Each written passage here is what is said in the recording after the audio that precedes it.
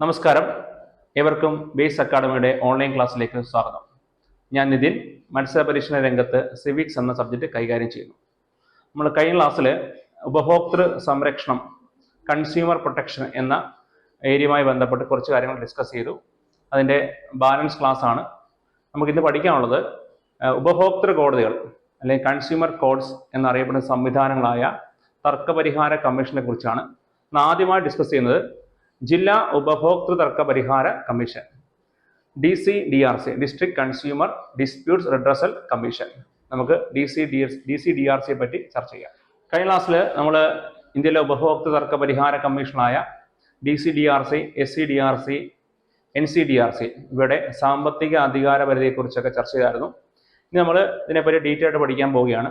അപ്പോൾ DCDRCയെ പറ്റി ആദ്യമായി പഠിക്കുമ്പോൾ നമ്മൾ ഇതിൻ്റെ അധികാര പരിധി പഠിക്കണം. നമ്മൾ പഠിച്ചതാണ് 50 ലക്ഷം വരെ. ശ്രദ്ധിക്കുക, 50 ലക്ഷം വരെയാണ് നിലവിൽ DCDRCയുടെ സാമ്പത്തിക അധികാര പരിധി. അപ്പോൾ 2021 മുതൽ മാറ്റം വരുത്തിയായിരുന്നു. 2020 പുതിയ നിയമം വരുമ്പോൾ 1 കോടി വരെയായിരുന്നു. ആ 1 കോടി വരെ എന്നുള്ള സാമ്പത്തിക അധികാര പരിധി വെട്ടിച്ചുരുക്കി 50 ലക്ഷം വരെ എന്നാക്കിയിട്ടുണ്ട്. നിലവിൽ 50 ലക്ഷം വരെയുള്ള എല്ലാ ഉപഭോക്തൃ തർക്കങ്ങൾക്കും പരിഹാരം കാണുന്നത് ജില്ലാ ഉപഭോക്തൃ തർക്ക പരിഹാര കമ്മീഷനായ DCDRC ആണ്. ഓക്കെ, അങ്ങനെ ഈ ഉപഭോക്തൃ തർക്കവുമായി ബന്ധപ്പെട്ട് പരാതി സമർപ്പിക്കുമ്പോൾ അവിടെ ഒരു കോർട്ട് ഫീ ഉണ്ട്, ഒരു ഫീസ് ഉണ്ട്. അപ്പൊ ആ ഫീസ് സ്ട്രക്ചറുമായി ബന്ധപ്പെട്ട് ഈ 50 ലക്ഷത്തിന്റെ അധികാര പരിധി 4 റേഞ്ചുകളായി തിരിച്ചിട്ടുണ്ട്. നമ്പർ 1, 5 ലക്ഷം വരെ. 5 ലക്ഷം വരെയുള്ള ഏതൊരു പ്രൊഡക്റ്റോ അല്ലെങ്കിൽ ഒരു സർവീസോ മേടിച്ചു കഴിഞ്ഞാൽ അതുമായി ബന്ധപ്പെട്ട ഉപഭോക്തൃ തർക്കങ്ങൾക്ക് തർക്കപരിഹാര കമ്മീഷൻ മുമ്പാകെ ഫീസ് അടയ്ക്കേണ്ട ആവശ്യമില്ല. അപ്പൊ 5 ലക്ഷം വരെയുള്ള ഉപഭോക്തൃ തർക്കങ്ങൾക്ക് നോ ഫീസ് ഇല്ല. ഓക്കെ, എന്നാൽ 5 ലക്ഷത്തിന് മുകളിൽ 10 ലക്ഷം വരെ, ഈ ഒരു റേഞ്ചിലാണ് നമ്മൾ ഉൽപ്പന്നങ്ങൾ വാങ്ങുന്നത്, സർവീസ് അല്ലെങ്കിൽ പ്രൊഡക്ട്സ് വാങ്ങുന്നതെങ്കിൽ അതുമായി ബന്ധപ്പെട്ട തർക്കങ്ങൾക്ക് ഒരു ഫീസ് ഉണ്ട്. ഫീസ് 200. എന്നാൽ അടുത്ത റേഞ്ചാണ് 10 ലക്ഷത്തിന് മുകളിൽ 20 ലക്ഷം വരെ. 10 ലക്ഷത്തിന് മുകളിൽ 20 ലക്ഷം വരെ. ഓക്കെ, അപ്പൊ ഈ ഒരു റേഞ്ചിലാണെങ്കിൽ ഫീസ് ഇച്ചിരി കൂടും. 400. എത്രയാണ്? 400. അടുത്തയാണ് 20 ലക്ഷത്തിന് മുകളിൽ 50 ലക്ഷം വരെ. 50 ലക്ഷം വരെ. അപ്പൊ ഈ ഒരു റേഞ്ചിലാണെങ്കിലും ഫീസ് കൂടും. 400 മാറി 1000 ആകും. മറക്കരുത്, ജില്ലാ ഉപഭോക്തൃ തർക്ക പരിഹാര കമ്മീഷന്റെ സാമ്പത്തിക അധികാര പരിധി 50 ലക്ഷം വരെയാണ്. പുതിയ നിയമം നിലവിൽ വരുമ്പോൾ 1 കോടി വരെയായിരുന്നു. 2021 മാറ്റം വരുത്തി 50 ലക്ഷം വരെ ആക്കി. ഈ 50 ലക്ഷം വരെയുള്ള അധികാര പരിധിയിൽ ഫീസുമായി ബന്ധപ്പെട്ട് 4 റേഞ്ചസ് ഉണ്ട്. ഫസ്റ്റ് 5 ലക്ഷം വരെ നോ ഫീസ് ഇല്ല. 5 ലക്ഷത്തിന് മുകളിൽ 10 ലക്ഷം വരെ 200. 10 ലക്ഷത്തിന് മുകളിൽ 20 ലക്ഷം വരെ 400. 20 ലക്ഷത്തിന് മുകളിൽ 50 ലക്ഷം വരെ 1000. അപ്പൊ ഇതാണ് ഫീസ് ഘടന. ഇതാണ് നമ്മുടെ ഫീസ് ഘടന. ഇനി നമുക്ക് പഠിക്കാനുള്ളത് ഈ ജില്ലാ ഉപഭോക്തൃ തർക്ക പരിഹാര കമ്മീഷനെ പറ്റി, അതിന്റെ ഘടനയെ പറ്റിയൊക്കെയാണ് പഠിക്കാനുള്ളത്. ഓക്കെ, അപ്പൊ ഘടന പറയുമ്പോൾ ഈ കമ്മീഷൻ ആരൊക്കെ ഉണ്ട് എന്നുള്ളതാണ്.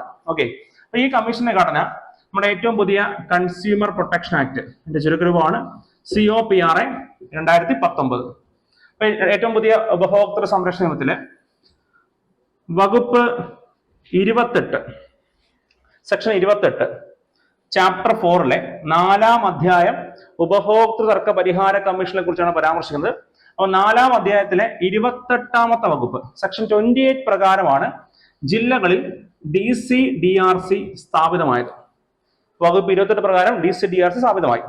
ഓക്കെ, അങ്ങനെ ഈ വകുപ്പ് 28 പ്രകാരം ഒരു ജില്ലയിൽ ഒന്നിൽ കൂടുതൽ DCDRCകൾ സ്ഥാപിക്കാവുന്നതാണ്. ഓക്കെ, അങ്ങനെ വകുപ്പ് 28 പ്രകാരം എല്ലാ ജില്ലകളിലും DCDRC സ്ഥാപിക്കേണ്ടത് സംസ്ഥാന സർക്കാരാണ്, സ്റ്റേറ്റ് ഗവൺമെന്റ് ആണ്. അപ്പൊ സ്റ്റേറ്റ് ഗവൺമെന്റ് ആണ് ഒരു ജില്ലയിൽ ജില്ലാ ഉപഭോക്തൃ തർക്ക പരിഹാര കമ്മീഷൻ സ്ഥാപിക്കേണ്ടത്. അപ്പൊ ഇങ്ങനെ സ്ഥാപിക്കുന്ന ജില്ലാ ഉപഭോക്തൃ തർക്ക പരിഹാര കമ്മീഷനിൽ ഒരു ഘടനയുണ്ട്. അതിന്റെ ഘടന എന്ന് പറഞ്ഞാൽ ഒരു പ്രസിഡന്റ്.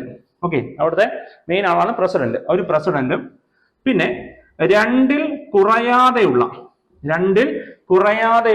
ഓക്കെ, ശ്രദ്ധിക്കുക, 2-ൽ കൂടാതെയല്ല, 2-ൽ കുറയാതെയുള്ള അംഗങ്ങളും ഉണ്ടായിരിക്കണം. എന്നുവെച്ചാൽ എപ്പോഴും മിനിമം DCDRCയിൽ പ്രസിഡന്റ് ഉൾപ്പെടെ 3 മെമ്പേഴ്സ് നിർബന്ധമാണ്. അതുപോലെ പ്രസിഡന്റ് ഉൾപ്പെടെ 3 അംഗങ്ങൾ DCDRCയിൽ നിർബന്ധമാണ്. ഓക്കെ, അപ്പൊ ശ്രദ്ധിക്കുക. അപ്പം മിനിമം 2 അംഗങ്ങളാണ്. അപ്പം 2ൽ കൂടുതൽ അംഗങ്ങളും ആകാം. ഓക്കെ, അപ്പൊ 2ൽ കൂടുതൽ എത്ര ആയിക്കോട്ടെ, ഈ അംഗങ്ങളുടെ എണ്ണം തീരുമാനിക്കാം. ആർക്ക് തീരുമാനിക്കാം?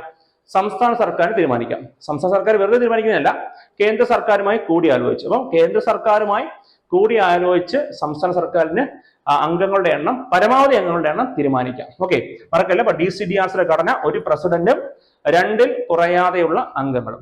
ഇപ്പൊ നമ്മള് DCDRCയുടെ ഘടനയെ പറ്റി പഠിച്ചു. ഒരു പ്രസിഡന്റ്, പിന്നെ 2ൽ കുറയാതെയുള്ള അംഗങ്ങളും. ഓക്കെ ആണല്ലോ. അപ്പൊ പരമാവധി അംഗങ്ങളുടെ എണ്ണം തീരുമാനിക്കാം. അത് ആർക്കാ? സംസ്ഥാന സർക്കാരിന് കേന്ദ്ര സർക്കാരുമായി കൂടിയാലോചിച്ചു. ഇനി അറിഞ്ഞിരിക്കേണ്ടത്, ഈ കമ്മീഷനിൽ എത്ര അംഗങ്ങൾ ഉണ്ടെങ്കിലും മിനിമം അറ്റ്ലീസ്റ്റ് ഒരു വനിതാ അംഗം നിർബന്ധമാണ്. അപ്പൊ ഈ കമ്മീഷൻ രൂപീകരിക്കുമ്പോൾ എപ്പോഴും ഒരു വനിതാ അംഗം നിർബന്ധമാണ്. ഓക്കെ, ഒരു വനിതാ അംഗം നിർബന്ധമാണ്. ഇനി നമുക്കറിയേണ്ടത് പ്രസിഡന്റ്, ഈ പ്രസിഡന്റ് ആകാനുള്ള യോഗ്യതയാണ്. പ്രസിഡന്റ് ആകാനുള്ള യോഗ്യതയാണ്. ഓക്കെ, അപ്പൊ ഈ ജില്ലാ ഉപഭോക്തൃ തർക്ക പരിഹാര കമ്മീഷൻ പ്രസിഡന്റ് ആകാൻ 3 യോഗ്യതകളാണ് പരാമർശിക്കുന്നത്. മീൻസ് ഓർ കണ്ടീഷൻ ആണ്. നിലവിലെ ജില്ലാ ജഡ്ജിക്ക് വേണമെങ്കിൽ ആ ജില്ലയുടെ ഉപഭോക്തൃ തർക്ക പരിഹാര കമ്മീഷനെ പ്രസിഡന്റ് ആകാൻ സാധിക്കും. ഓർ നിലവിലെ ജില്ലാ ജഡ്ജിക്ക് പറ്റിയില്ലെങ്കിൽ, ഓർ വിരമിച്ച ജില്ലാ ജഡ്ജി, ഓർ ജില്ലാ ജഡ്ജിയാകാൻ യോഗ്യതയുള്ള വ്യക്തി. മറക്കരുത്, ജില്ലാ ഉപഭോക്തൃ തർക്ക പരിഹാര കമ്മീഷന്റെ പ്രസിഡന്റ് ആകാനുള്ള യോഗ്യതയാണ് നിലവിലെ ജില്ലാ ജഡ്ജി, അല്ലെങ്കിൽ വിരമിച്ച ജില്ലാ ജഡ്ജി, അല്ലെങ്കിൽ ജില്ലാ ജഡ്ജിയാകാൻ യോഗ്യതയുള്ള വ്യക്തി. ഇതാണ് പ്രസിഡന്റ് ആകാനുള്ള യോഗ്യത. ഓക്കെ, ഇനി ഇതുപോലെ പ്രസിഡന്റ് ഒഴികെയുള്ള അംഗങ്ങൾ മിനിമം 2 ആണ്. മാക്സിമം കൃത്യമായി പറയുന്നില്ല, അത് തീരുമാനിക്കാം. സംസ്ഥാന സർക്കാരിന് കേന്ദ്ര സർക്കാരുമായി കൂടിയാലോചിച്ച് തീരുമാനിക്കാം. എത്ര ആയിക്കോട്ടെ, ആ അംഗമാകാനുള്ള യോഗ്യത. അപ്പൊ അംഗമാകാനുള്ള യോഗ്യത പറയുമ്പോൾ അവിടെ ഒരു 3 കണ്ടീഷൻ നിർബന്ധമാണ്. ഓറല്ല, ഈ 3 ഉണ്ടായിരിക്കണം. അപ്പൊ ഈ 3 സാറ്റിസ്ഫൈ ചെയ്യുന്ന ഒരു വ്യക്തിക്ക് മാത്രമേ അംഗമാകാൻ പറ്റത്തുള്ളൂ. ഓക്കെ, അപ്പൊ അതിൽ ഒരു യോഗ്യതയാണ് ബിരുദം ഉണ്ടായിരിക്കണം. അംഗമാകുന്ന എല്ലാ വ്യക്തികൾക്കും ബിരുദം ഉണ്ടായിരിക്കണം. ഇത് കൂടാതെ 35 വയസ്സ് പൂർത്തിയായിരിക്കണം. അപ്പൊ ഏറ്റവും മിനിമം ഏജ്, അംഗമാകുന്ന മിനിമം ഏജ് ആണ് 35 വയസ്സ്. ഇത് കൂടാതെ 10 വർഷം മിനിമം പ്രവൃത്തി പരിചയം വിവിധ മേഖലകളിൽ, ഉപഭോക്തൃ സംരക്ഷണവുമായി ബന്ധപ്പെട്ട വിവിധ മേഖലകളിൽ എന്ന് പറഞ്ഞാൽ public affairs, consumer affairs, law administration, engineering, medicine തുടങ്ങിയ വിവിധ മേഖലകളുണ്ടല്ലോ. ഈ വിവിധ മേഖലയിലെല്ലാം ഉപഭോക്താക്കളല്ലയോ. ആ ഉപഭോക്താവിന്റെ തർക്കപരിഹാരം കാണുന്ന ഈ അംഗങ്ങൾക്കും ആ മേഖലകളിൽ മിനിമം എക്സ്പീരിയൻസ് ഉണ്ടായിരിക്കണം. കുറച്ചാൾ മുമ്പ് വരെ അത് 15 വർഷമായിരുന്നു, അത് ചുരുക്കി ഇപ്പം 10 വർഷമാക്കി. മറക്കരുത്, അംഗമാകാനുള്ള യോഗ്യതയിൽ ഓവർ കണ്ടീഷൻ ഇല്ല. 3 കണ്ടീഷൻ പരാമർശിച്ചുകൊണ്ട് ഈ 3 കണ്ടീഷൻ ഒരുപോലെ ഉള്ള വ്യക്തിക്ക് മാത്രമേ അംഗമാകാൻ സാധിക്കത്തുള്ളൂ. നമ്പർ 1 ബിരുദം ഉണ്ടായിരിക്കണം. നമ്പർ 2 മിനിമം 35 വയസ്സ് പൂർത്തിയായിരിക്കണം. വിവിധ മേഖലകളിൽ ഏറ്റവും കുറഞ്ഞത് 10 വർഷത്തെ പ്രവൃത്തി പരിചയം ഉണ്ടായിരിക്കണം. ഓക്കെ, നമ്മൾ പ്രസിഡന്റ് ആകാനുള്ള യോഗ്യതയും പഠിച്ചു, അംഗമാകാനുള്ള യോഗ്യതയും പഠിച്ചു. പ്രസിഡന്റ് ആകാനുള്ള യോഗ്യത ഒന്നുകൂടെ പറയുവാണ്. അവിടെ ഓർ കണ്ടീഷൻ ഉണ്ട്. നിലവിലെ ജില്ലാ ജഡ്ജി, അല്ലെങ്കിൽ വിരമിച്ച ജില്ലാ ജഡ്ജി, അല്ലെങ്കിൽ ജില്ലാ ജഡ്ജിയാകാൻ യോഗ്യതയുള്ള വ്യക്തി. അങ്ങനെ DCDRCയുമായി ബന്ധപ്പെട്ടുള്ള മറ്റ് ചില കാര്യങ്ങൾ നമുക്ക് ഡിസ്കസ് ചെയ്യാം. നമുക്കറിയാം, DCDRCയിൽ പ്രസിഡന്റും ഉണ്ട്, പ്ലസ് മിനിമം 2 അംഗങ്ങളാണ്, മാക്സിമം പറയുന്നില്ല. ഓക്കെ, എത്ര ആയിക്കോട്ടെ, പ്രസിഡന്റ് ഉൾപ്പെടെ എത്ര ആയിക്കോട്ടെ, ഇവരുമായി ബന്ധപ്പെട്ട് പ്രധാനപ്പെട്ട കുറച്ച് കാര്യങ്ങളുണ്ട്. പ്രസിഡന്റ് ഉൾപ്പെടെയുള്ള എല്ലാ അംഗങ്ങളെയും നിയമിക്കേണ്ടത് സംസ്ഥാന സർക്കാരാണ്. ശ്രദ്ധിക്കുക, ഗവർണർ അല്ല. ചില കമ്മീഷനിലെ ഗവർണറാണ് നിയമിക്കേണ്ടത്, ഇവിടെ സംസ്ഥാന സർക്കാരാണ്. പ്രസിഡന്റ് ഉൾപ്പെടെയുള്ള എല്ലാ അംഗങ്ങളെയും നിയമിക്കേണ്ടത് സംസ്ഥാന സർക്കാർ. ഓക്കെ, അപ്പം നിയമനം സംസ്ഥാന സർക്കാരാണ്. ഓക്കെ ആണല്ലോ. എന്നാൽ രാജിക്കത്ത് സമർപ്പിക്കേണ്ടതും ആർക്കാണ്? സംസ്ഥാന സർക്കാരാണ്. മറക്കല്ല, നിയമനം, രാജിക്കത്ത്. ഓക്കെ, ഇനി ഇവര് അംഗമായിരിക്കുമ്പോൾ, DCDRCയിലെ പ്രസിഡന്റ് ഉൾപ്പെടെയുള്ള അംഗമായിരിക്കുമ്പോൾ ഇവരുടെ സർവീസ് കണ്ടീഷൻസ്, മീൻസ് സേവന വ്യവസ്ഥകൾ, ഇവരുടെ ലീവ് തുടങ്ങിയ കാര്യങ്ങളൊക്കെ ഉണ്ടല്ലോ, അലവൻസ് തുടങ്ങിയ കാര്യങ്ങളൊക്കെ ഉണ്ടല്ലോ, ആ സർവീസ് കണ്ടീഷൻ തീരുമാനിക്കേണ്ടതും സംസ്ഥാന സർക്കാരാണ്. അപ്പോൾ സേവന വ്യവസ്ഥകൾ തീരുമാനിക്കുന്നതും ആരാണ്? സേവന വ്യവസ്ഥകൾ തീരുമാനിക്കുന്നതും സംസ്ഥാന സർക്കാരാണ്. മറക്കരുത്. ഓക്കെ, മറക്കല്. നിയമിക്കുന്നത് രാജിക്കത്ത് സേവന വ്യവസ്ഥകൾ. ഓക്കെ, ഇനി ഇതുകൂടാതെ ഇവര് അംഗമായിരിക്കുമ്പോൾ ഇവരുടെ ശമ്പളം, ആ ശമ്പളം എത്രയാണ് തീരുമാനിക്കുന്നത്? സംസ്ഥാന സർക്കാരാണ്. അതുപോലെ ഇവരെ നീക്കം ചെയ്യാനുള്ള അധികാരവും സംസ്ഥാന സർക്കാരാണ്. മറക്കരുത്. പ്രധാനപ്പെട്ട 5 ചോദ്യങ്ങളുടെ ഉത്തരം സംസ്ഥാന സർക്കാരാണ്. പ്രസിഡന്റ് ഉൾപ്പെടെയുള്ള എല്ലാ അംഗങ്ങളും, DCDRCയിലെ പ്രസിഡന്റ് ഉൾപ്പെടെയുള്ള എല്ലാ അംഗങ്ങളെയും നിയമിക്കുന്നത്, അവർ രാജിക്കത്ത് സമർപ്പിക്കേണ്ടത്, അവരുടെ ശമ്പളം നിർണ്ണയിക്കുന്നത്, സേവന വ്യവസ്ഥകൾ നിർണ്ണയിക്കുന്നത്, നീക്കം ചെയ്യുന്നത്, ഈ 5 ചോദ്യങ്ങളുടെ ഉത്തരം സംസ്ഥാന സർക്കാർ. എന്നാൽ 2 ചോദ്യം എടുത്തു പഠിക്കുക. ഈ DCDRCയിലെ പ്രസിഡന്റ് ഉൾപ്പെടെ എത്ര പേരായത്, അവരുടെ കാലാവധി എത്രയാണെന്ന് കൃത്യമായിട്ട് നമ്മുടെ ആക്ട് പറഞ്ഞിട്ടില്ല. അത് തീരുമാനിക്കാം. ഓക്കെ, അപ്പൊ കാലാവധി എത്രയാണെന്നും അതുപോലെ അവരുടെ യോഗ്യത, നമ്മൾ നേരത്തെ പഠിച്ച യോഗ്യതയില്ലയോ, ആ യോഗ്യത ഇങ്ങനെ ആയിരിക്കണം എന്നുള്ളത്. ഓക്കെ, അപ്പൊ കാലാവധി, യോഗ്യത എന്നിവയിലുള്ള അധികാരം, അത് തീരുമാനിക്കാനുള്ള അധികാരം കേന്ദ്ര സർക്കാർ. മറക്കരുത്. 5 ചോദ്യങ്ങളുമായി ബന്ധപ്പെട്ട് ഉത്തരപ്പെടുന്നത് സംസ്ഥാന സർക്കാർ. 2 ചോദ്യങ്ങൾ, അംഗങ്ങൾ, പ്രസിഡന്റ് ഉൾപ്പെടെയുള്ള അംഗങ്ങളുടെ കാലാവധി, യോഗ്യത തീരുമാനിക്കാനുള്ള അധികാരം സംസ്ഥാന സർക്കാരാണ്. ശ്രദ്ധിക്കുക, DCDRCയുടെ ഫംഗ്ഷൻ എന്ന് പറഞ്ഞാൽ 50 ലക്ഷം വരെയുള്ള ഉപഭോക്തൃ തർക്കങ്ങൾക്ക് പരിഹാരം കാണുക എന്നുള്ളതാണ്. അപ്പൊ ഈ 50 ലക്ഷം വരെയുള്ള ഉപഭോക്തൃ തർക്കങ്ങൾക്ക് പരിഹാരം കാണുന്നതിന്റെ ഭാഗമായിട്ട് ജില്ലാ ഉപഭോക്തൃ തർക്ക പരിഹാര കമ്മീഷൻ ഒരു ഉത്തരവ് പുറപ്പെടുവിക്കും. ഒരു കോടതി പോലെ പ്രവർത്തിക്കുന്ന സംവിധാനമാണല്ലോ. ഓക്കെ, അങ്ങനെ ഉത്തരവ് പുറപ്പെടുവിക്കും. ഈ ഉത്തരവ് ഒരിക്കലും അന്തിമമല്ല. അപ്പൊ ജില്ലാ തർക്ക പരിഹാര കമ്മീഷന്റെ ഉത്തരവ് ഒരിക്കലും അന്തിമമല്ല. അതിനെതിരെ വേണമെങ്കിൽ നമുക്ക് അപ്പീൽ സമർപ്പിക്കാം. ഓക്കെ, ഇത് മത്സര പരീക്ഷകളിൽ, പ്രത്യേകിച്ച് LD പോലുള്ള എക്സാമുകൾക്ക് ഒരു പ്രീവിയസ് ക്വസ്റ്റ്യൻ കൂടിയാണ്. ജില്ലാ ഉപഭോക്തൃ തർക്ക പരിഹാര കമ്മീഷന്റെ ഉത്തരവ് നിലവിൽ വന്ന് എത്ര ദിവസത്തിനകമാണ് അപ്പീൽ സമർപ്പിക്കേണ്ടത്? മറക്കരുത്, 45. മറക്കരുത്. ജില്ലാ ഉപഭോക്തൃ തർക്ക പരിഹാര കമ്മീഷന്റെ ഉത്തരവിനെതിരെ അപ്പീൽ സമർപ്പിക്കാനുള്ള കാലയളവ് വെച്ചാൽ ഉത്തരവ് നിലവിൽ വന്ന് 45 days, 45 ദിവസങ്ങളിൽ അപ്പീൽ സമർപ്പിക്കാം. ഓക്കെ, ഇനി ശ്രദ്ധിക്കുക, ഇതുകൂടാതെ വേറൊരു കാര്യം പഠിച്ചു നോക്കണം. ഈ ജില്ലാ ഉപഭോക്തൃ തർക്ക പരിഹാര കമ്മീഷൻ ഉത്തരവ് പുറപ്പെടുവിച്ചു. ആ ഉത്തരവിന് മേലെ നമുക്ക് അപ്പീലും സമർപ്പിക്കാം. വേണമെങ്കിൽ ഈ ജില്ലാ ഉപഭോക്തൃ തർക്ക പരിഹാര കമ്മീഷൻ ആ ഉത്തരവ് പുനഃപരിശോധിക്കാൻ നമുക്ക് വേണമെങ്കിൽ അപേക്ഷ കൊടുക്കാം, അല്ലെങ്കിൽ സ്വമേധ അവർക്ക് പുനഃപരിശോധിക്കാം. അപ്പൊ ഈ പുനഃപരിശോധിക്കേണ്ട കാലയളവ് വെച്ചാൽ ഉത്തരവ് നിലവിൽ വന്ന് 30 ദിവസം. ഇപ്പൊ 2 ചോദ്യങ്ങളുണ്ട്. കാലയളവുമായി ബന്ധപ്പെട്ട് 2 ചോദ്യമുണ്ട്. അപ്പീൽ സമർപ്പിക്കാനുള്ള കാലയളവ് ഉത്തരവ് നിലവിൽ വന്ന് 45 ദിവസത്തിനുള്ളിൽ. ഇനി ഈ ഉത്തരവ് വേണമെങ്കിൽ പുനഃപരിശോധിക്കാം. അത് പുനഃപരിശോധിക്കാനുള്ള കാലയളവ് 30 ദിവസം. ഓക്കെ ആണല്ലോ. അപ്പൊ DCDRCയുമായി ബന്ധപ്പെട്ട് കുറച്ച് കാര്യം നമ്മൾ ഡിസ്കസ് ചെയ്തു. നമുക്ക് ഇനി അടുത്ത പഠിക്കാനുള്ളത് സംസ്ഥാന ഉപഭോക്തൃ തർക്ക പരിഹാര കമ്മീഷൻ, SCDRC. നമ്മൾ ജില്ലാ ഉപഭോക്തൃ തർക്ക പരിഹാര കമ്മീഷൻ പഠിച്ചു. ജില്ലാ ഉപഭോക്തൃ തർക്ക പരിഹാര കമ്മീഷൻ പഠിച്ചൊരാൾക്ക് സംസ്ഥാന ഉപഭോക്തൃ തർക്ക പരിഹാര കമ്മീഷൻ പഠിക്കാൻ വളരെ സിമ്പിൾ ആണ്. കാര്യം ഏകദേശം അതിന്റെ പഠിക്കേണ്ട ഫോർമാറ്റ് സിമിലർ ആണ്. ഉത്തരങ്ങൾ മാത്രമേ മാറുന്നുള്ളൂ. നമ്മൾ ജില്ലാ ഉപഭോക്തൃ തർക്ക പരിഹാര കമ്മീഷൻ പഠിച്ചായിരുന്നു. അതിന്റെ സാമ്പത്തിക അധികാര പരിധി 50 ലക്ഷം വരെയാണ്. അത് പുതുക്കിയതാണ്. ഏറ്റവും പുതിയ നിയമം വരുന്ന സമയത്ത് 1 കോടി വരെയായിരുന്നു. 2021 അത് റിവൈസ് ചെയ്തു. ഓക്കെ, മാറ്റം വരുത്തി. എന്നാൽ അതുപോലെ തന്നെ സംസ്ഥാന ഉപഭോക്തൃ തർക്ക പരിഹാര കമ്മീഷൻ, ഈ സംസ്ഥാന ഉപഭോക്തൃ തർക്ക പരിഹാര കമ്മീഷന്റെ സാമ്പത്തിക അധികാര പരിധിയിൽ മാറ്റം വരുത്തി. ഏറ്റവും പുതിയ നിയമം നിലവിലെ സമയത്ത് 1 കോടിക്ക് മുകളിൽ 10 കോടി വരെയായിരുന്നു. അതിൽ മാറ്റം വരുത്തി. ഇപ്പൊ അത് 50 ലക്ഷത്തിന് മുകളിൽ 2 കോടി വരെയാണ്. 50 ലക്ഷത്തിന് മുകളിൽ 2 കോടി വരെ. മറക്കരുത്. ഇപ്പൊ ഏറ്റവും പുതിയ ഉപഭോക്തൃ സംരക്ഷണ നിയമപ്രകാരം 50 ലക്ഷത്തിന് മുകളിൽ 2 കോടി വരെയാണ്. നമ്മള് ജില്ലാ ഉപഭോക്തൃ തർക്ക പരിഹാര കമ്മീഷൻ പഠിച്ചപ്പോൾ അവിടുത്തെ ഫീസ് ഘടന പഠിച്ചു. 50 ലക്ഷം വരെയുള്ള അധികാര പരിധിയുമായി ബന്ധപ്പെട്ട് 4 റേഞ്ച് പറഞ്ഞിട്ട് അവിടെ 3 ഫീസുകളാണ് പറഞ്ഞത്. ഓക്കെ, വെച്ചാൽ 5 ലക്ഷം വരെയുള്ള തർക്കങ്ങളുമായി ബന്ധപ്പെട്ട് ഫീസ് ഇല്ല. പക്ഷെ 5 ലക്ഷത്തിന് മുകളിൽ 10 ലക്ഷം വരെ 200, 10 ലക്ഷത്തിന് മുകളിൽ 20 ലക്ഷം വരെ 400, 20 ലക്ഷത്തിന് മുകളിൽ 50 ലക്ഷം വരെ 1000.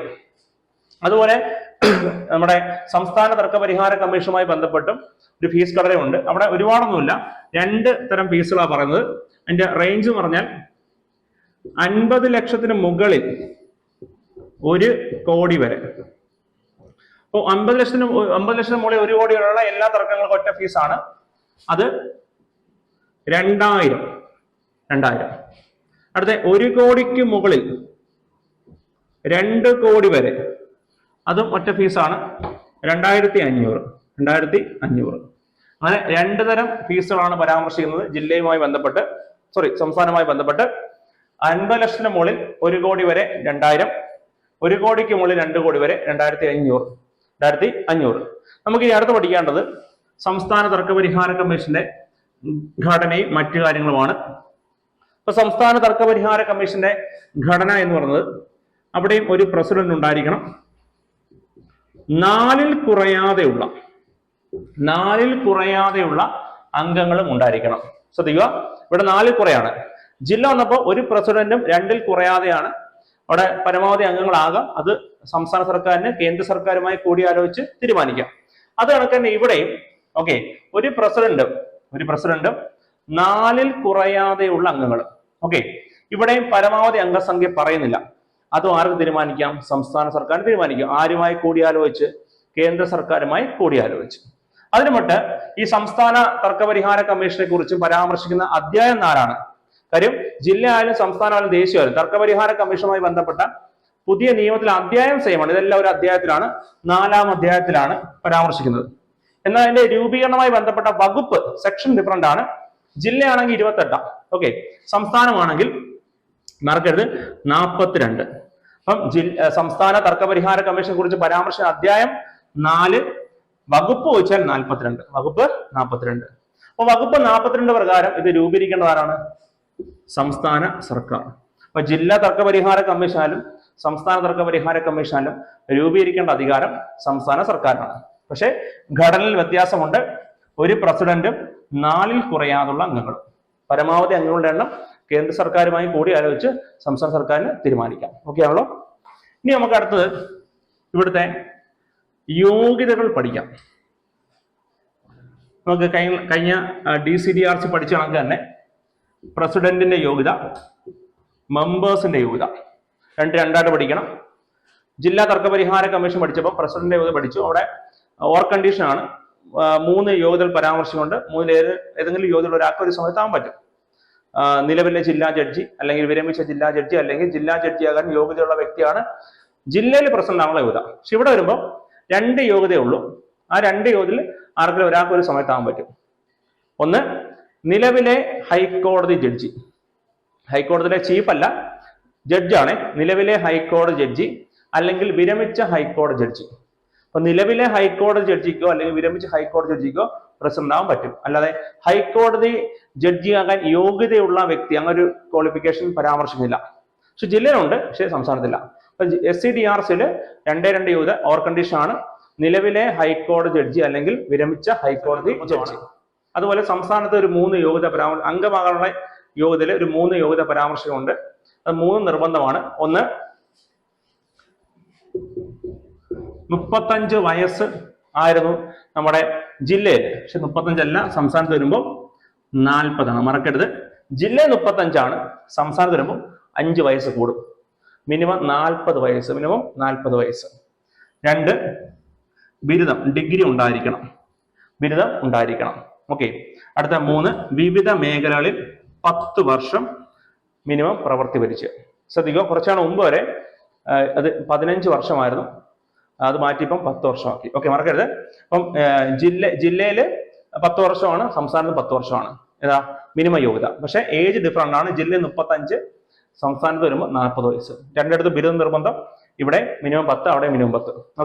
അപ്പം മിനിമം 35 വയസ്സ് പൂർത്തീകരിക്കണം, ബിരുദം ഉണ്ടായിരിക്കണം. വിവിധ മേഖലകളിൽ, ആ മേഖല ഏതൊക്കെയാണ് നമ്മൾ പറഞ്ഞാണ്. Public affairs, consumer affairs, law, administration, engineering, medicine etcetera തുടങ്ങിയ ഉപഭോക്താക്കളുമായി ബന്ധപ്പെട്ട മേഖലകളിൽ അതിനെപ്പറ്റി അഭിപ്രായം പറഞ്ഞ് വിധി പ്രഖ്യാപിക്കേണ്ട ആൾക്കാരല്ലേ ഇവര്. അവർക്ക് മിനിമം 10 വർഷം പ്രവൃത്തി പരിചയം ഉണ്ടായിരിക്കണം. നമുക്കിനി നമ്മുടെ ഈ അംഗങ്ങളുമായി ബന്ധപ്പെട്ടുള്ള അവരുടെ നിയമനം കാര്യങ്ങളൊക്കെ നമുക്ക് പഠിക്കാം. ഇവിടെ ഒരു പ്രസിഡന്റും മിനിമം 4 മാക്സിമം പറയുന്നില്ല. അങ്ങനെ ഈ പ്രസിഡന്റ് സംസ്ഥാന തർക്കപരിഹാര കമ്മീഷനുമായി ബന്ധപ്പെട്ട് ഈ അംഗങ്ങളുമായി ബന്ധപ്പെട്ട പ്രധാനപ്പെട്ട 5 ചോദ്യങ്ങളുടെ ഉത്തരം സംസ്ഥാന സർക്കാരാണ്.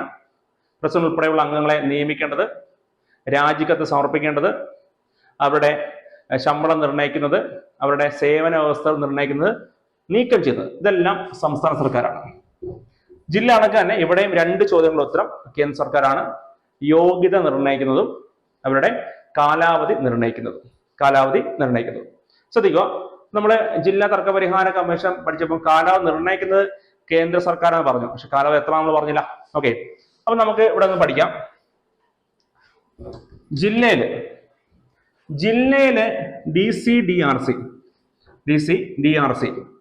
ഇപ്പൊ DCDRCയില് പ്രസിഡന്റ് പ്ലസ് മെമ്പേഴ്സ്, പ്രസിഡന്റ് ഉൾപ്പെടെ എല്ലാ അംഗങ്ങളുടെയും കാലാവധി 4 വർഷം. ശ്രദ്ധിക്കുക, ഇതൊക്കെ പുതുക്കിയ കാലാവധിയാണ്. 4 വർഷം അല്ലെങ്കിൽ 65.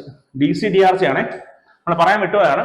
DCDRCയിലെ പ്രസിഡന്റ് ഉൾപ്പെടെയുള്ള അംഗങ്ങളുടെ കാലാവധി 4 വർഷം അല്ലെങ്കിൽ 65 വയസ്സാണ്. ഓക്കെ, ഒരു കാര്യം പഠിക്കുക, ഈ പ്രസിഡന്റ് ഉൾപ്പെടെയുള്ള എല്ലാ അംഗങ്ങളും വീണ്ടും നിയമനത്തിന് അർഹരാണ്. മീൻസ് പുനർനിയമനം, റീ അപ്പോയിന്റ്മെന്റ് പോസിബിൾ ആണ്. ഓക്കെ, പ്രസിഡന്റ് ഉൾപ്പെടെയുള്ള എല്ലാ അംഗങ്ങളെ നിയമിക്കാൻ പറ്റും, വീണ്ടും നിയമിക്കാൻ പറ്റും, പുനർനിയമനം സാധ്യമാണ്. എന്നാൽ നമ്മൾ സംസ്ഥാന തർക്ക പരിഹാര കമ്മീഷൻ വരുമ്പോൾ അവിടെ കാലാവധി പ്രസിഡന്റ് വേറെ അംഗം വേറെ, രണ്ട് രീതിയിലാണ് പഠിക്കേണ്ടത്. പക്ഷെ ജില്ലയിലെ പ്രസിഡന്റ് ഉൾപ്പെടെയുള്ള എല്ലാവർക്കും ഒരേ കാലാവധിയാണ്, 4 വർഷം അല്ലെങ്കിൽ 65 വയസ്സാണ്. പക്ഷെ സംസ്ഥാന തർക്ക പരിഹാര കമ്മീഷൻ വരുമ്പോൾ കുറച്ചുനാൾ മുമ്പ് വരെ ഒരേ കാലാവധിയായിരുന്നു. പക്ഷെ ഇപ്പം മാറ്റം വന്നു. പ്രസിഡന്റ് ആണെങ്കിൽ വർഷത്തിനൊരു മാറ്റമില്ല, 4 ആണ്. പക്ഷെ വിരമിക്ക് പ്രായം 67 ആണ്. ഈ അടുത്തിടയ്ക്കാണ് മാറ്റം വരുത്തിയത്. അവിടെ ഇത് ഫോക്കസ് ചെയ്യണം. 67 എത്രയാണ്? 67. 4 വർഷം അല്ലെങ്കിൽ 67 വയസ്സ്. ഇനി മെമ്പേഴ്സ് ആയിരുന്നെങ്കിൽ 4 വർഷം അല്ലെങ്കിൽ 65. 4 വർഷം അല്ലെങ്കിൽ 65. മറക്കരുത്, നേരത്തെ DCDRC ആയാലും SCDRC ആയാലും ഈ 2 കമ്മീഷനിലെയും പ്രസിഡന്റ് ഉൾപ്പെടെയുള്ള എല്ലാവരുടെയും യോഗ്യത ഒന്നായിരുന്നു. ഒറ്റത്തരം പഠിച്ചാൽ മതിയായിരുന്നു, 4 വർഷം അല്ലെങ്കിൽ 65. ഇപ്പം സംസ്ഥാന തർക്ക പരിഹാര കമ്മീഷൻ മാത്രം ചെറിയ മാറ്റം വരുത്തി. പ്രസിഡന്റിന്റെ വിരമിക്ക പ്രായം മാറ്റി, 67. 4 വർഷം അല്ലെങ്കിൽ 67. അതുപോലെ ജില്ല പോലെ തന്നെ ഇവിടെ പ്രസിഡന്റ് ഉൾപ്പെടെയുള്ള എല്ലാ അംഗങ്ങളും പുനർ നിയമനത്തിന് അർഹരാണ്, വീണ്ടും നിയമിക്കാൻ സാധിക്കും. ഇനി ശ്രദ്ധിക്കുക, നമ്മുടെ DCDRC അവരുടെ ഉത്തരവുകൾ അന്തിമമല്ലല്ലോ, അതിനെതിരെ അപ്പീലിന് പോകാം. എത്ര ദിവസത്തിനാകും? 45. അതുപോലെ അവർക്ക് വേണമെങ്കിൽ അത് പുനഃപരിശോധിക്കാൻ സാധിക്കും 30 ദിവസത്തിനകം. അതുപോലെ തന്നെ നമ്മുടെ SCDRCയുടെ ഉത്തരവുകളും അന്തിമമല്ല. SCDRCയുടെ ഉത്തരവുകൾക്കെതിരെ അപ്പീൽ സമർപ്പിക്കാൻ സാധിക്കും. ഓക്കെ, അപ്പം DCDRCയുടെ ഉത്തരവുകൾക്കെതിരെ അപ്പീൽ സമർപ്പിക്കേണ്ടത് എവിടെ നമ്മൾ പറഞ്ഞില്ല, അത് SCDRCയിലാണ്, സംസ്ഥാന തർക്ക പരിഹാര കമ്മീഷനാണ്. 45 ദിവസം. 45. ഓക്കെ, എന്നാൽ SCDRC സംസ്ഥാന തർക്ക പരിഹാര കമ്മീഷന്റെ ഉത്തരവുകൾക്കെതിരെ അപ്പീൽ സമർപ്പിക്കേണ്ടത് ദേശീയ തർക്ക പരിഹാര കമ്മീഷനാണ്, NCDRC. അപ്പീൽ സമർപ്പിക്കേണ്ടത് 30 ദിവസം. മറക്കരുത്, നമ്മൾ വിവരാവകാശം പഠിക്കുമ്പോൾ അവിടെ ഫസ്റ്റ് അപ്പീൽ 30, സെക്കൻഡ് അപ്പീൽ 90 ഒക്കെയാണ്. അവിടെ ഇങ്ങനെ കൂടിയിരിക്കുക. പക്ഷെ ഇവിടെ അങ്ങനല്ല. ജില്ലയിൽ നിന്ന് സംസ്ഥാനത്തേക്ക് അപ്പീൽ സമർപ്പിക്കേണ്ടത് 45 ദിവസം. സംസ്ഥാന തർക്ക പരിഹാര കമ്മീഷനിൽ നിന്ന് ദേശീയത്തിലോട്ട് അപ്പീൽ സമർപ്പിക്കേണ്ടത് 30 ദിവസം. ഇനി ഒരു കാര്യം മനസ്സിലാക്കുക, ജില്ലയിലായാലും സംസ്ഥാനത്തായാലും അവരുടെ സ്വന്തം ഉത്തരവുകൾ പുനഃപരിശോധിക്കാം. അപ്പൊ പുനഃപരിശോധനയുമായിട്ട് ബന്ധപ്പെട്ട ഒരു കാലാവധി ഉണ്ട്, അത് രണ്ടിടത്ത് 30 ആണ്. ജില്ലാ തർക്ക പരിഹാര കമ്മീഷനും സംസ്ഥാന തർക്ക പരിഹാര കമ്മീഷനും സ്വന്തം ഉത്തരവുകൾ പുനഃപരിശോധിക്കാനുള്ള അധികാരം 30 ദിവസമാണ്. ഈ കൂട്ടത്തിൽ ഒരു കാര്യം പഠിക്കുക. ഇനി ഇതുപോലെ നമ്മുടെ NCDRC ഇല്ലേ, നമ്മൾ പഠിക്കും. ആ NCDRCയുടെ ഉത്തരവുകൾക്കെതിരെ നമുക്ക് എന്ത് ചെയ്യാം? അപ്പീൽ സമർപ്പിക്കാം. അപ്പീൽ സമർപ്പിക്കേണ്ടത് അത് 30 ദിവസത്തിനുള്ളിലാണ്. 30 ദിവസത്തിനുള്ളിലാണ്. എവിടെയാണ്? സുപ്രീം കോടതി. അപ്പൊ ഇതാണ് ഈ അപ്പീൽ മെക്കാനിസം എന്ന് വെച്ചാൽ DCDRC to SCDRC 45 days, SCDRC to NCDRC 30 days, NCDRC to supreme court 30 ദിവസം. അതുപോലെ ഈ ദേശീയ തർക്ക പരിഹാര കമ്മീഷനും സ്വന്തം ഉത്തരവുകൾ പുനഃപരിശോധിക്കാം 30 days. അപ്പം ഈ കാലാവധി ഒടുങ്ങിയ രണ്ട് ചോദ്യമാണ്. പുനഃപരിശോധിക്കാൻ പറ്റുന്ന അധികാരമുള്ള പുനഃപരിശോധിക്കാനുള്ള കാലയളവാണ് 30 ദിവസം. ഓക്കെ, ഈ അപ്പീൽ കൊടുക്കുന്ന കാലയളവ് ഡിഫറെന്റ് ആണ്. അത് 45, 30. ഓക്കെ ആണല്ലോ. ഇനി ശ്രദ്ധിക്കുക, നമ്മുടെ SCDRC പഴയ നിയമപ്രകാരമാണ് സ്ഥാപിക്കപ്പെട്ടത്. ഇപ്പൊ പ്രവർത്തിക്കുന്ന പുതിയ നിയമപ്രകാരമാണ്. അങ്ങനെ എല്ലാ സംസ്ഥാനങ്ങളിലും സംസ്ഥാന തർക്ക പരിഹാര കമ്മീഷൻ ഉണ്ട്. നമ്മുടെ കേരളത്തില് സംസ്ഥാന തർക്ക പരിഹാര കമ്മീഷൻ സ്ഥാപിക്കപ്പെട്ട വർഷമാണ് 1990. 1990. അപ്പൊ 1990-ലാണ് കേരളത്തിൽ SCDRC സ്ഥാപിക്കപ്പെട്ടത്. ഇനി കേരള സംസ്ഥാന ഉപഭോക്തൃ തർക്ക പരിഹാര കമ്മീഷന് ഇപ്പൊ ഒരു പ്രസിഡന്റ് ഉണ്ട്. ഇപ്പൊ ലേറ്റസ്റ്റ് ആയിട്ട് അപ്പോയിന്റ് ചെയ്താണ് ബി സുധീന്ദ്ര കുമാർ. മറക്കരുത്, ബി സുധീന്ദ്ര കുമാർ. അപ്പൊ ഇത്രയൊക്കെയാണ് SCDRC അതുപോലെ DCDRCയുമായി ബന്ധപ്പെട്ട ഫാക്ടുകൾ. ഇനി ഒരു കാര്യം മനസ്സിലാക്കണം, ഈ SCDRCയും അതുപോലെ DCDRC സ്ഥാപിക്കേണ്ടത് സംസ്ഥാന സർക്കാരാണല്ലോ. അപ്പൊ ഈ സംസ്ഥാന സർക്കാർ സ്ഥാപിക്കുന്ന ഈ രണ്ട് കമ്മീഷനിലും പ്രസിഡന്റ് ഉൾപ്പെടെയുള്ള കുറെ മെമ്പേഴ്സ് ഉണ്ട്. DCDRCയുടെ ഘടന ഒരു പ്രസിഡന്റ് 2ൽ കുറയാനുള്ള അംഗങ്ങളും, അതുപോലെ SCDRC ആണെങ്കിൽ ഒരു പ്രസിഡന്റും 4ൽ കുറയാനുള്ള അംഗങ്ങളും, എത്ര ആയിക്കോട്ടെ. അങ്ങനെ ഈ രണ്ട് കമ്മീഷനിലെയും പ്രസിഡന്റ് ഉൾപ്പെടെയുള്ള എല്ലാ അംഗങ്ങളെയും സെലക്ട് ചെയ്യുന്നത്, ഇവരെ കണ്ടെത്തേണ്ടത് ഒരു കമ്മിറ്റിയാണ്. രണ്ട് കമ്മീഷൻ, NCDRC വേറെയാണ്. ഈ രണ്ട് കമ്മീഷൻ നിയമിക്കുന്ന സംസ്ഥാന സർക്കാരാണ്. ആ സംസ്ഥാന സർക്കാരുമായി ബന്ധപ്പെട്ട ഈ രണ്ട് കമ്മീഷന്റെ സെലക്ഷൻ കമ്മിറ്റി, ഇവരെ അംഗങ്ങളെ ഇവരെ യോഗ്യത അനുസരിച്ച് കണ്ടെത്തുന്ന സെലക്ഷൻ കമ്മിറ്റി ഉണ്ട്. ആ സെലക്ഷൻ കമ്മിറ്റി ഒരു 3-അംഗ സമിതിയാണ്. ആ 3-അംഗ സമിതിയുടെ അധ്യക്ഷൻ എന്ന് പറഞ്ഞാൽ മുഖ്യമന്ത്രി അല്ല. ചില കമ്മീഷനിലൊക്കെ നമുക്ക് വിവരാവകാശ കമ്മീഷൻ, സംസ്ഥാന മനുഷ്യാവകാശ കമ്മീഷനൊക്കെ സംസ്ഥാനത്താണെങ്കിൽ അവിടെ ഈ സെലക്ഷൻ കമ്മിറ്റി അധ്യക്ഷൻ മുഖ്യമന്ത്രി ആയിരിക്കും. പക്ഷെ ഇവിടെ അങ്ങനെയല്ല. ഈ രണ്ട് DCDRC ആൻഡ് SCDRC പ്രസിഡന്റ് ഉൾപ്പെടെയുള്ള അംഗങ്ങളെ കണ്ടെത്തേണ്ട സെലക്ഷൻ കമ്മിറ്റിയുടെ അധ്യക്ഷൻ എന്ന് പറഞ്ഞാൽ അത് സംസ്ഥാന ഹൈക്കോടതി ചീഫ് ജസ്റ്റിസ് ആണ്. സംസ്ഥാന നിലവിലാണ് പ്രസിഡന്റ് കേട്ടോ, നിലവിലെ സംസ്ഥാന ഹൈക്കോടതി ചീഫ് ജസ്റ്റിസ് ആണ്. ഇനി അദ്ദേഹത്തിന് പറ്റിയില്ലെങ്കിൽ അദ്ദേഹത്തിന്റെ അഭാവത്തിൽ ആർക്കും ആകാം അദ്ദേഹം നിർദ്ദേശിക്കുന്ന നിലവിലെ ഹൈക്കോടതി ജഡ്ജി. ഇതാണ് സെലക്ഷൻ കമ്മിറ്റിയുടെ അധ്യക്ഷൻ. 3-അംഗ സമിതിയാണ്. 3 പഠിക്കാൻ നിൽക്കേണ്ട, അധ്യക്ഷനായ ആളെ പഠിക്കണം. അധ്യക്ഷൻ പറഞ്ഞാൽ 2 ഉത്തരം വരാം. ഒന്ന് നിലവിലെ ഹൈക്കോടതി ചീഫ് ജസ്റ്റിസ് അല്ലെങ്കിൽ നിലവിലെ ഹൈക്കോടതി ജഡ്ജി. ആര് നിർദ്ദേശിക്കുന്ന? ഈ ഹൈക്കോടതി ചീഫ് ജസ്റ്റിസ് നിർദ്ദേശിക്കുന്ന